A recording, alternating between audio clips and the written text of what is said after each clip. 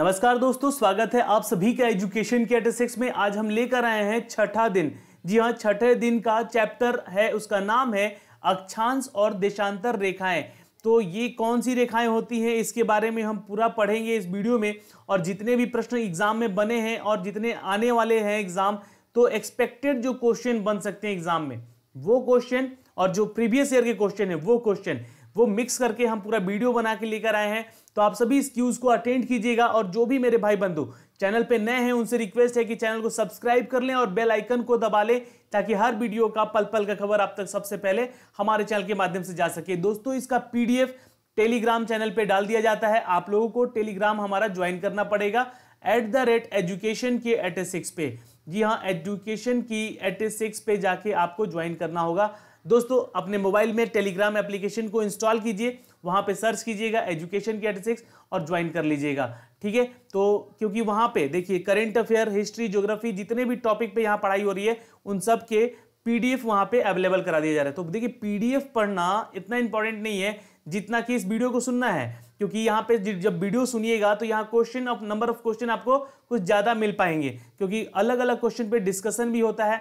तो please video देखिएगा अंत तक। और आप सभी से रिक्वेस्ट है कि इस वीडियो को शेयर कर लीजिएगा अपने दोस्तों तक, अगर नोटिफिकेशन नहीं जाता है तो। चलिए, तो पहला सवाल है, देशांतर रेखाओं की संख्या कितनी होती है? तो पहले देखिए, एक मैं आपको बात कहना चाहूंगा कि देशांतर रेखा तो ठीक है, चलो ये तो बताऊंगा ही इसका आंसर में।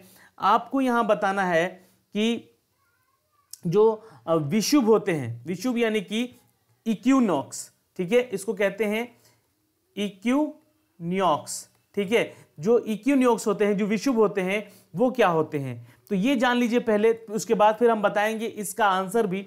तो देखिए, जो विषुव होते हैं वो एक शब्द है जिसमें दिन और रात बराबर होता है। हिंदी शब्द है विषुव। ठीक है, विषुव, इसको नोट कर लीजिएगा थोड़ा सा यहाँ पे। हाँ, ठीक है, विषुव जो है ये विषुव। ठीक है, विषुव का मतलब होता है जहां दिन और रात एकदम बराबर हो, ठीक है, होने की स्थिति में होते हैं। और जो कि वो दिन बनता है कौन सा, तो वो दिन बनता है दोस्तों 21 मार्च। नोट करते रहिएगा इन सब चीजों को। 21 मार्च को वसंत ऋतुओं में और 23 सितंबर को शरद ऋतु आ जाता है उस समय। ठीक है, तो 23 सितंबर को शरद ऋतु में कह सकते हैं कि ये विषुव जो होता है अपने दोनों समय में दिन और रात एक बराबर होता है। कहां पे, तो गोलार्धों पे। जो हमारे दो गोलार्ध हैं, गोलार्ध इन द सेंस की जो एक नॉर्थ पोल है, एक साउथ पोल है, तो इन दोनों पे ही इस दिन 21 मार्च को और 23 सितंबर को दिन और रात बिल्कुल समान होते हैं। ठीक है, तो 21 मार्च को सूर्य जो है उत्तरी गोलार्ध में यानी कि नॉर्थ पोल पे प्रवेश करते समय, तथा 23 सितंबर को जब दक्षिणी गोलार्ध में प्रवेश करते समय इसके विषुवत रेखा पर पहुंचता है। तो इन दोनों तिथियों को दिन और रात दोनों गोलार्ध में 12-12 घंटे का दिन और रात होता है। तो आप समझ गए होंगे मैं क्या कहना चाह रहा हूं कि ये पृथ्वी है। इस पृथ्वी पर आपको जब ये नॉर्थ पे एरिया पे सूर्य रहता है, ठीक है, नॉर्थ वाले एरिया पे रहता है, तो ये जो दिन होता है यहाँ पे उस समय यानी कि 21 मार्च को, ये उस दिन 12 घंटे का दिन होता है और 12 घंटे की रात भी होती है। और जब ये सूर्य अपने मतलब जब पृथ्वी परिक्रमा करते करते ऐसी जगह पे आ जाता है, जब सूर्य यहाँ पहुंच जाता है, तो उस समय ये दक्षिणी गोलार्ध पे भी ऐसा होता है, 12 घंटे का दिन और 12 घंटे का रात होता है। तो ये नॉर्थ है, ये साउथ पोल है, तो ये ऐसा होता है विषुव के चलते। तो इसके से रिलेटेड अभी क्वेश्चन आगे आएंगे। अब देखिए, what is the number of longitude line? हम देशांतर रेखा को कहते हैं लॉन्गिट्यूड, इंग्लिश में ध्यान दीजिएगा, क्वेश्चन इंपॉर्टेंट है। ठीक है, तो यहाँ पे आंसर है डी 360। नोट कर लीजिएगा, ये इंपॉर्टेंट क्वेश्चन का आंसर है। देशांतर रेखाओं की जो संख्या है ये कुल है 360। ओके, अगला प्रश्न, what are the fable line after the equator? विषुवत रेखा के समानांतर कल्पित रेखाएं क्या कहलाती हैं? तो फेबल लाइन क्या कहलाती हैं ये बताना है। तो वो बता दे आपको कि विषुवत रेखा जो है दोस्तों, विषुव देखो जो शब्द मैंने बताया आपको कि क्या होता है। ठीक है, तो एक क्वेश्चन में यहां से एक और पूछूंगा जिससे कि ये भी क्वेश्चन आपका क्लियर होगा कि जो विषुवत रेखा होती है यानी कि जो ये हमारी लैंगिट्यूड लाइंस होती हैं, लैटिट्यूड और लॉन्गिट्यूड जो होती हैं, जो देशांतर और अक्षांश रेखाएं कहलाती हैं, तो विषुवत रेखा समानांतर कल्पित रेखाएं होती हैं किसके, तो आंसर इसका देख लीजिएगा, ये है अक्षांश रेखाओं के, ठीक है, जो कि लैटिट्यूड लाइंस के बराबर होती हैं। कौन, तो विषुवत रेखाएं, ठीक है, ये याद रखिएगा। इक्वेटर जो है, जो फेबल लाइन होती है, कल्पित रेखाएं जो होती हैं, ये विषुवत रेखा के समानांतर होती हैं और वो क्या कहलाती हैं, तो वो कहलाती हैं अक्षांश रेखाएं, ठीक है।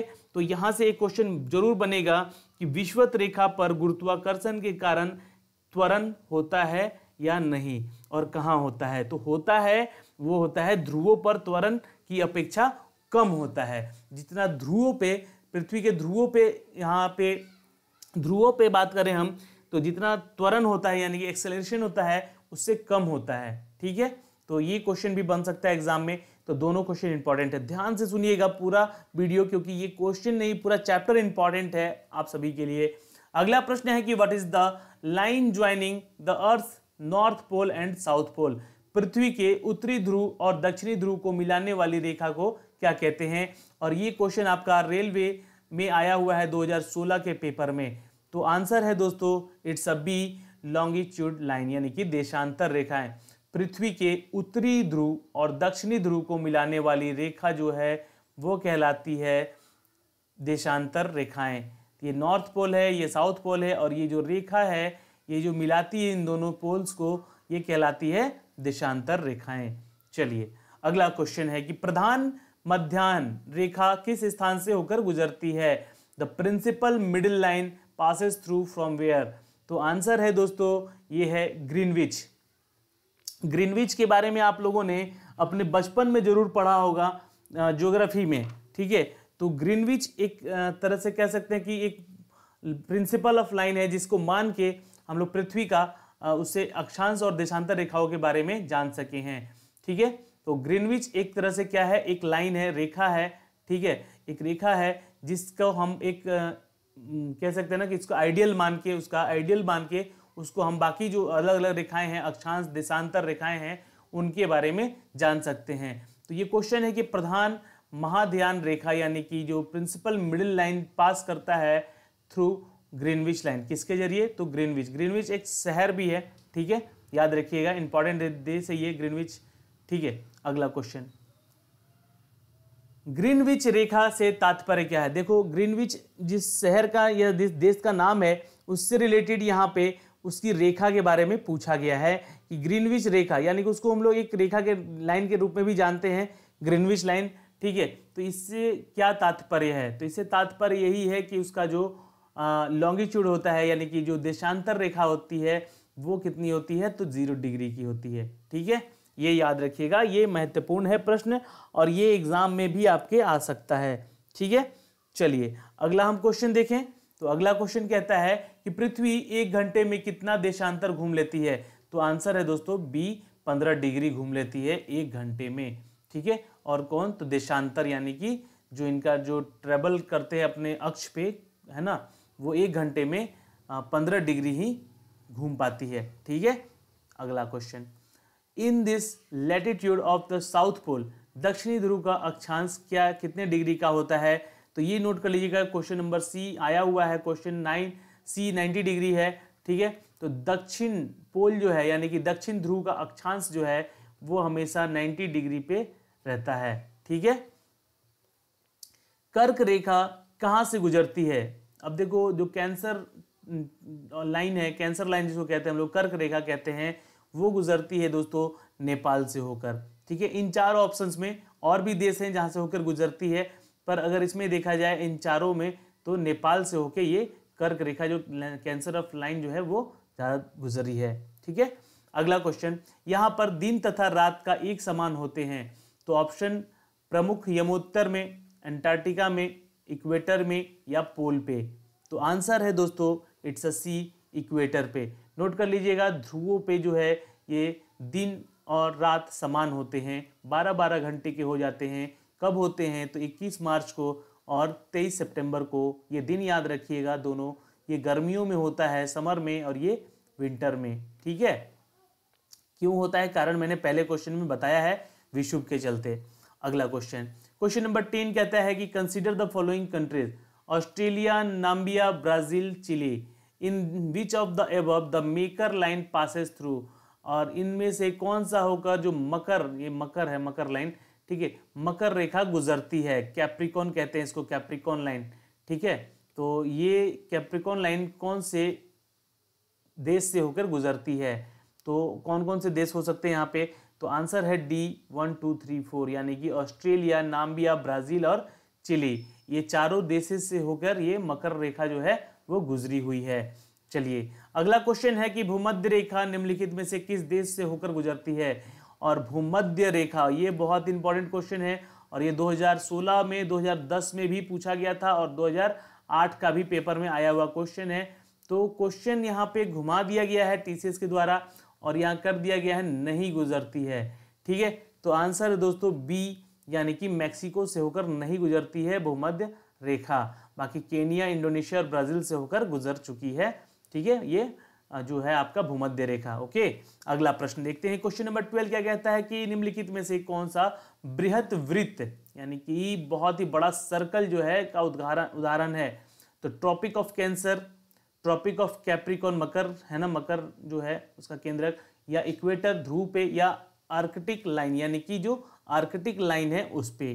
तो निम्नलिखित में से सबसे बड़ा जो सर्कल है वो है दोस्तों सी, इक्वेटर का, ठीक है, यानी कि ध्रुवों का। तो सबसे बड़ा, जाहिर सी बात है, वो तो गोलार्ध है, पूरा यूं शेप में है, तो सबसे बड़ा ये सर्कल, बृहद सर्कल कह सकते हैं इस चीज को। नीचे भी देखा जाए तो ये कुछ इस शेप में है, तो ये सबसे बड़ा जो गोलार्ध है इनका, पृथ्वी का, वो कहाँ है, तो इक्वेटर पे। क्वेश्चन नंबर 13 देखिए, और देखिए मैं यहाँ से एक क्वेश्चन आपसे जरूर पूछूंगा कि, जी हाँ, यहाँ से एक क्वेश्चन जरूर पूछूंगा कि अंतर्राष्ट्रीय दिनांक रेखा क्या कहलाती है। अंतर्राष्ट्रीय, इस क्वेश्चन से पहले आप इसका आंसर दोगे कि अंतर्राष्ट्रीय दिनांक रेखा क्या होती है। तो आंसर है दोस्तों ये 180 डिग्री रेखांश होती है, ठीक है, 180 डिग्री रेखांश, माफ कीजिएगा, 180 डिग्री रेखांश होती है, ठीक है। तो ये अंतर्राष्ट्रीय जो है दिनांक का है, ठीक है, इसको कभी भी पूछेगा एग्जाम में, इंटरनेशनल डेट, अंतर्राष्ट्रीय जो दिनांक है वो क्या है आपका, तो 180 डिग्री रेखांश पे, ठीक है। अब देखिए इसका आंसर कीजिएगा कि जो ट्रॉपिक ऑफ कैंसर है, which of the following, tropic of cancer किसको फॉलो करता है, तो क्या ये खून की बीमारी है, नहीं, कैंसर से रोकथाम का उपकरण है, नहीं, तो आंसर क्या है, इट्स अ सी, ये 23.5 डिग्री नॉर्थ लैटिट्यूड पे झुकी हुई है, उत्तरी अक्षांश पे, ठीक है, याद रखिएगा 23.5 डिग्री जो है ये नॉर्थ अक्षांश जो लैटिट्यूड है उस पे झुकी हुई है, कौन, तो हमारी पृथ्वी, ट्रॉपिक ऑफ कैंसर कहते हैं उसको।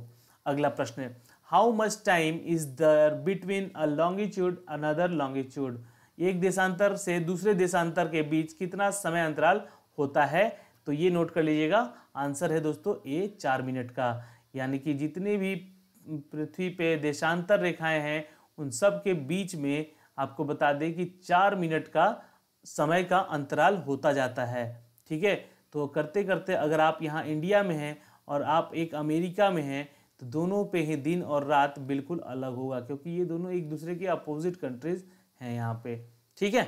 अगला क्वेश्चन, दो अक्षांश रेखाओं के बीच की दूरी लगभग क्या होती है, तो देखो दो, यहाँ पे मैंने क्या बताया, यहाँ पे बताया कि दूसरे देशांतर के बीच का समय अंतराल 4 मिनट का होता है, और यहाँ दो अक्षांश रेखाओं के बीच की दूरी लगभग कितनी होती है, तो ये होती है 111 किलोमीटर की, ठीक है। तो अक्षांश रेखाएं कितनी होती हैं, तो 111 किलोमीटर की दूरी पे जरूर मिल जाएंगी आपको, ओके। तो ये एक बेस्ट क्वेश्चन है यहाँ का, और इसको नोट कर लीजिएगा, ये क्वेश्चन पूछ सकता है एग्जाम में, ठीक है। एक क्वेश्चन मैं यहाँ से जरूर पूछूंगा कि सूर्य ग्रहण कब होता है, ठीक है, तो 4 ऑप्शन दूंगा, उसका ऑप्शन का आंसर बताना है। जब सूर्य चंद्रमा और पृथ्वी के बीच में होता है, या फिर जब पृथ्वी सूर्य और चंद्रमा के बीच में होती है, या फिर जब चंद्रमा सूर्य और पृथ्वी के बीच में होता है, या फिर जब चंद्रमा और सूर्य पृथ्वी के जोड़ने वाले रेखा पर नहीं होते हैं। तो आंसर है यहाँ पे सी, जब चंद्रमा सूर्य और पृथ्वी के बीच में होता है, जब चंद्रमा सूर्य और पृथ्वी के बीच में होता है, ठीक है, तो क्या लगता है, सूर्य ग्रहण, ठीक है। अगला क्वेश्चन, क्वेश्चन नंबर 16 देखिएगा, परस्पर देशांतर के बीच दूरी सबसे अधिक कहाँ होती है? तो ये एक महत्वपूर्ण प्रश्न है। देशांतर के बीच की दूरी सबसे ज्यादा होती है दोस्तों सी इक्वेटर पे, क्योंकि एक इक्वेटर इधर होता है और एक ये, तो सबसे ज्यादा दूरी इन्हीं दोनों के बीच हुई, इसी दोनों रेखा के बीच। तो आंसर हो गया सी ऑन द इक्वेटर। ओके, चलिए अगला प्रश्न, विषुवत रेखा क्या है? ये क्वेश्चन मैंने अभी आपको विषुव बताया जो उससे रिलेटेड है, तो यहाँ पे आंसर आपको कर सकते हैं कि विषुवत रेखा आखिर क्या है। उत्तर और दक्षिण ध्रुव को जोड़ने वाली रेखा, शनि और शनि ग्रह के गिर्द में एक मेखला, या फिर उत्तर और दक्षिण ध्रुवों के बीच की पृथ्वी के गिर्द घूमने वाली काल्पनिक रेखा, या फिर पृथ्वी के घूर्णन का अक्ष। तो आंसर है उत्तर और दक्षिण ध्रुवों के बीच पृथ्वी के इर्द गिर्द घूमने वाला काल्पनिक रेखा है, उसे हम कहते हैं विषुवत रेखा। ठीक है, तो ये क्वेश्चन भी इंपॉर्टेंट है और आया हुआ है एग्जाम में 2016 में, 2010 में, 2009 में। तो ये सारे प्रश्न इंपॉर्टेंट है जितने भी यहाँ पे आपसे पूछे जा रहे हैं। अगला प्रश्न है कि अफ्रीका के कौन सी नदी मकर रेखा को 2 बार काटती है? तो मकर रेखा को 2 बार अगर काटती है तो वहां तो जरूर कुछ ना कुछ बनाती होगी। तो अफ्रीका की कौन सी नदी जो है वो 2 भागों में बांटती है मकर रेखा को? तो आंसर है डी, यानी कि नहजार। नहजार जो है, ये नहजार जो है ये है आपका मकर रेखा को 2 भागों में बांटने वाली नदी। ओके, चलिए अगला प्रश्न है कि निम्नलिखित में से अंतर्राष्ट्रीय दिनांक रेखा कौन सी है? तो अंतर्राष्ट्रीय दिनांक जो है वो आपको मैंने अभी बताया थोड़ी देर पहले, वो होता है 180 डिग्री अक्षांश, यानी कि लॉन्गिट्यूड। ठीक है, याद रखिएगा, इंपॉर्टेंट है। अगला प्रश्न, और ये आज का आखिरी प्रश्न है कि उपोषण उच्च दाब के कटिबंधों और क्या पुकारते हैं उसको? तो उसको पुकारते हैं डी हॉर्स लैटिट्यूड, यानी कि अश्व अक्षांश पुकारते हैं, यानी उसके नाम से जानते हैं। What is the fasting high call pressure in restriction? तो आंसर है दोस्तों हॉर्स लैटिट्यूड, यानी कि अश्व अक्षांश। नोट कर लीजिएगा, ये एक प्रश्न आ सकता है एग्जाम में। तो दोस्तों आज के इस पूरे सिनारियो में हमारे साथ आप बने रहें, इसका बहुत बहुत धन्यवाद। आपसे मिलेंगे हम अगले वीडियो में, तब तक के लिए बाय बाय, टेक केयर। इसका पीडीएफ मैं थोड़ी देर के बाद अभी टेलीग्राम पे डाल दूंगा, तो प्लीज़ वहां जाके ज्वाइन करें और डाउनलोड करके एक बार क्वेश्चन को फिर से पढ़ें।